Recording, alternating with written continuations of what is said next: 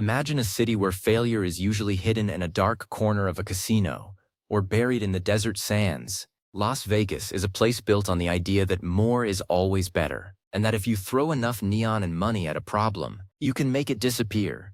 But right now, there is a massive glass monolith standing on the edge of the strip that even the brightest neon can't hide. This is a structure that cost $1.2 billion to bring to life. It was supposed to be the new gold standard for luxury, a place where the world's elite would come to spend millions. Instead, it became a literal and figurative magnifying glass for disaster. In less than 6 months after its grand opening, the project didn't just stumble, it effectively burned out. I'm not talking about a fire in the kitchen or a small electrical glitch. I'm talking about a fundamental design flaw so catastrophic that it began to melt the very world around it. This is the story of how a billion-dollar dream turned into a solar-powered disaster, and why one of the most expensive buildings in Nevada has become a cautionary tale for the ages. To understand how a project of this scale fails so fast, you have to understand the ego required to build in the Mojave Desert. Las Vegas shouldn't exist. It is a city that defies nature at every turn. We pump in water from miles away and use massive amounts of electricity to keep the desert heat at bay. The developers of this particular skyscraper wanted to push that defiance even further. They designed a building with a sleek concave glass facade, a beautiful blue curve that was meant to mimic the waves of an oasis. It was an architectural masterpiece on paper. But they forgot one very basic rule of physics. When you curve a mirror and point it at the sun, you create a giant magnifying glass. Within weeks of opening, the stories started coming in. People sitting by the luxury pool deck weren't just getting a tan, they were getting singed. Guests reported that their plastic shopping bags were melting right in their hands. The hair on people's arms was being scorched simply because they were standing in the wrong spot at 2 o'clock in the afternoon. This wasn't just a minor inconvenience. This was a $1.2 billion heat ray focused directly on the guests who were supposed to be having the time of their lives. The developers had created what the locals quickly nicknamed the solar sizzle. Now you would think that for $1 billion, someone would have run a quick simulation of how the sun interacts with reflective glass. But in the rush to build bigger and faster, this critical detail was overlooked. The Vegas burnout happened because the building was too successful at what it was designed to do: reflect light. It reflected it so well that it concentrated the 110-degree Nevada sun into a beam that reached temperatures of over 160 degrees on the pool deck. This killed the prestige of the building overnight. You can't market a luxury resort if your guests need to wear protective gear just to go for a swim. But the physical heat was just the beginning. The financial heat was even more intense. When you spend $1.2 billion, you are on a very tight clock to start making that money back. The interest alone on a loan of that size is enough to sink most companies. When the heat ray stories went viral, the bookings evaporated. High rollers don't want to stay at the melting building. They want the safety and comfort of the established giants like the Bellagio or the Wynn. Within 6 months, the revenue projections for the tower were in free fall. The burnout was total: physical, financial, and reputational. Looking at the building today, it stands as a monument to what happens when we prioritize the look over the reality of the environment. Las Vegas is littered with stories of failed casinos and half-finished towers, but this one is different because it was actually finished. It was open. It was supposed to be the winner, and yet it sits there now, largely under-occupied, its luxury suites echoing with silence. The developers tried to fix the problem by applying non-reflective film to the windows. That changed the aesthetic and didn't completely solve the underlying structural curvature. The fix was a band-aid on a broken limb.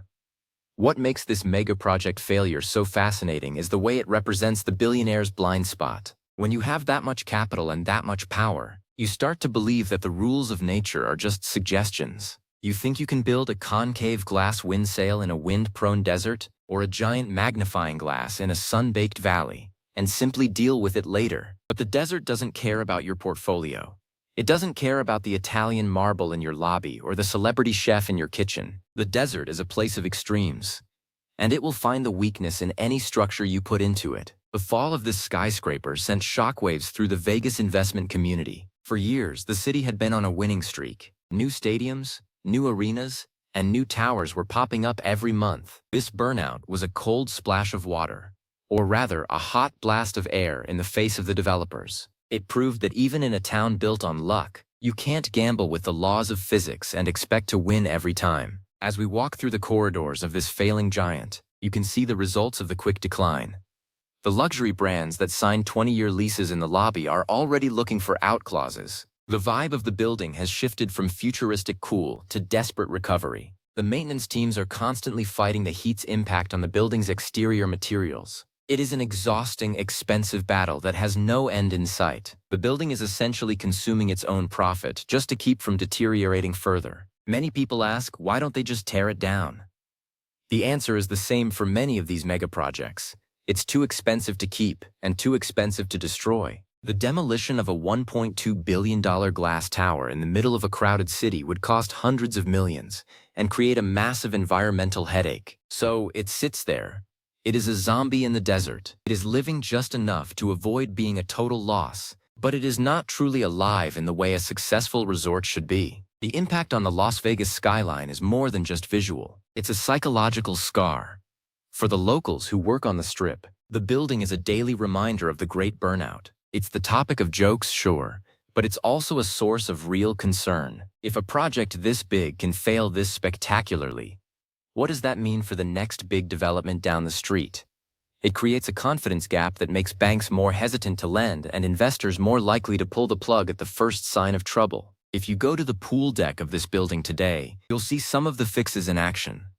There are giant, permanent umbrellas that were never part of the original design. There are misting systems running at full blast, trying to fight the reflected heat. The sleek, minimalist aesthetic has been cluttered with the tools of survival. It looks like a high-tech fortress trying to defend itself against the sky. It is a far cry from the oasis that was promised in the glossy brochures. Inside, the story is much the same. The high-end finishes are there, but the energy is missing. A successful Vegas resort feels like a heart beating. There is a constant pulse of people, noise, and money. This building feels like it's on life support. The staff is polite, but you can see the weariness in their eyes. They know they are working in a building that has become a meme. They know the history of the hotspots and the death rays. It's hard to maintain a 5-star service standard when the building itself seems to be fighting against the guests. The financial fallout has led to a series of ownership changes. The original developers, unable to meet their debt obligations as the burnout reality set in, had to sell their stakes for pennies on the dollar to international hedge funds. These funds aren't interested in hospitality. They are interested in debt restructuring. They are moving numbers around on a spreadsheet, trying to find a way to make the project look like a tax write-off or a long-term play. None of this helps the actual building grow or thrive. It just keeps the ghost from being evicted. This project serves as a warning to cities around the world that are currently obsessed with iconic architecture. When we focus too much on being iconic, we often forget to be functional. A skyscraper's first job is to provide a safe, comfortable space for people. If it fails at that, it doesn't matter how many design awards it wins or how many billions it costs. A $1.2 billion building that burns people is not a masterpiece. It's a failure of responsibility. The Vegas burnout is also a story about the changing climate. As our cities get hotter, the interaction between our buildings and the environment becomes critical. We can no longer afford to build heat-generating structures in cities that are already struggling with urban heat island effects. The skyscraper in this story didn't just hurt its own guests. It raised the temperature of the surrounding streets. It acted as a climate force multiplier in a city that was already on the edge. As we look at the ruins of this modern mega-project, we have to think about what comes next. Is there a way to save the sizzle? Some architects have proposed a radical reskinning of the building, removing the glass and replacing it with a more textured, opaque facade. But the cost of such a move would be nearly as high as the original construction. For now, the owners seem content to let it drift, a beautiful blue phantom on the edge of the desert. There is a certain irony in the fact that this building is in Las Vegas. This is a city that loves a good show. Usually, the show is something the people pay to see. In this case, the show was a $1.2 billion disaster that no one asked for. It's a show that continues every day the sun rises. It's a performance of failure that serves as a lesson for every architect and developer in the world. The story of the burnout skyscraper is also a human one. It's about the thousands of construction workers who spent years in the desert heat to build something they thought would be a landmark. It's about the engineers who realized too late that their calculations were missing a key variable. And it's about the city itself, which has to live with this giant glass reminder of what happens when we let our dreams get ahead of our common sense. If you are a fan of failing mega projects, the Las Vegas story is unique because it isn't about rust or abandonment. It's about overperformance. The building was so good at being a mirror that it destroyed its own utility. It's a tragedy of unintended consequences. It shows that even in the world of high-tech modeling and billion-dollar budgets, we are still prone to making the most basic of mistakes. What can we learn from this? We can learn that prestige is a fragile thing. It only takes 6 months for a billion-dollar brand to burn out if the product is fundamentally flawed. We can learn that the environment will always have the final say. And we can learn that in the world of mega projects, the biggest risks aren't always in the economy or the politics. Sometimes, the biggest risk is the light reflecting off your own front door. As you look at the drone footage of this tower, notice how lonely it looks. Other casinos are surrounded by crowds, taxis, and energy. This one sits on a bit of an island, its beautiful blue curves looking cold and distant. It is a masterpiece of isolation. It is a monument to a moment in time when we thought we could outsmart the sun. The future for this building remains uncertain. It may eventually find its place as a second-tier hotel, or perhaps it will be converted into high-end condos for people who don't mind the history. But it will never be the great oasis it was supposed to be. That dream burned out a long time ago. It was lost in the heat of 1,000 reflections, melted away by the very sun it tried to harness for beauty. When people visit Las Vegas, they usually come for a story they can tell their friends. I won $1,000 on a slot machine, or I saw the most incredible show. But for some, the story is, I saw the building that melted shopping bags. It's not the story the developers wanted to tell, but it's the one that has become the building's real legacy. In a city of illusions, this $1.2 billion mistake is the most real thing on the Strip. We see this pattern over and over again in the world of mega projects. A grand vision, a massive budget, a star designer, and a total disconnect from the ground reality. From the sinking towers of San Francisco to the empty malls of China, the burnout of Las Vegas fits perfectly into this tragic collection. It's a reminder that no matter how much we spend, we are all just guests in our environment, and if we don't respect the rules of the house, we're going to get burned. As we end our look at this desert ghost, take one more look at that blue glass. It's beautiful, isn't it? It captures the sky and the clouds in a way that feels almost magical. But beauty without function is just a very expensive trap. The Las Vegas burnout is the ultimate proof of that. $1 billion spent, a 6-month lifespan of success, and a legacy of heat and whispers. It is a masterpiece of failure, a vertical mirror reflecting a city that is always moving on to the next big thing, leaving its ghosts behind in the dust. Keep an eye on the news for this one. There will likely be more sales, more rebrandings, and more attempts to fix the unfixable. But the heat ray is part of its DNA now. It is a building that is forever marked by its own reflection. It is the skyscraper that burned out, right in the middle of the brightest city on Earth. In the high-stakes game of Las Vegas real estate, this tower was the ultimate bet. The developers put $1.2 billion on the table, and they rolled the dice. But the house always wins. And in this case, the house was the Mojave Sun. The burnout was inevitable. The only question now is how long the city will let the ghost stay on the Strip. Until then, it remains a fascinating, gleaming, and dangerously hot chapter in the history of failing megaprojects. The silence of the building at night is what gets you most. When the rest of the city is screaming with life, the burnout tower sits dark. A few lights might be on in the lower levels, but the upper floors are a void. It's a hole in the skyline. It's where $1 billion went to sleep and never woke up. For those of us who track these giants, it's a site of pilgrimage, a place to reflect on our own ambitions and the fragility of our creations. So next time you are in Vegas and you feel a sudden blast of heat that feels a bit too intense even for the desert, look up. You might just be standing in the path of the most expensive mistake in the city's history. And remember, in the world of megaprojects, being iconic is easy.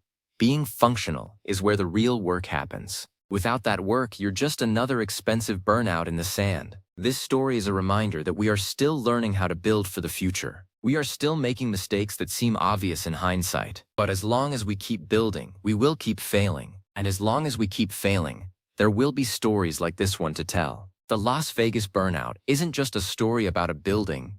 It's a story about us. It's about our reach exceeding our grasp, and the beautiful, terrible things that happen when we finally lose our grip. Thank you for exploring this sun-soaked failure with me. These mega projects tell us more about ourselves than any successful building ever could. They show us our limits, our hubris, and our capacity for recovery. Whether this building stays as a ghost or finds a new life, it has already secured its place in history. Not as the oasis it was promised to be, but as the skyscraper that burned out before the party even started. Keep watching the horizon. There are more ghosts out there, more billions waiting to be lost, and more stories hidden behind the glass. The world of failing mega projects is a vast, echoing hall of lessons, and the Las Vegas burnout is one of its loudest and most blinding chapters. Until next time, stay curious, and always check where the sun is reflecting before you settle in by the pool. The desert is full of surprises, and not all of them are the kind you want to find on your vacation. The story of the $900 million skyscraper and the $2 billion sinking tower are siblings to this Vegas ghost. They are all parts of the same modern saga, an age of excess meeting the limits of engineering. It's a drama that plays out in the air above our heads and in the bank accounts of the world's elite. It's a fascinating time to be watching the sky. Let's see what falls next.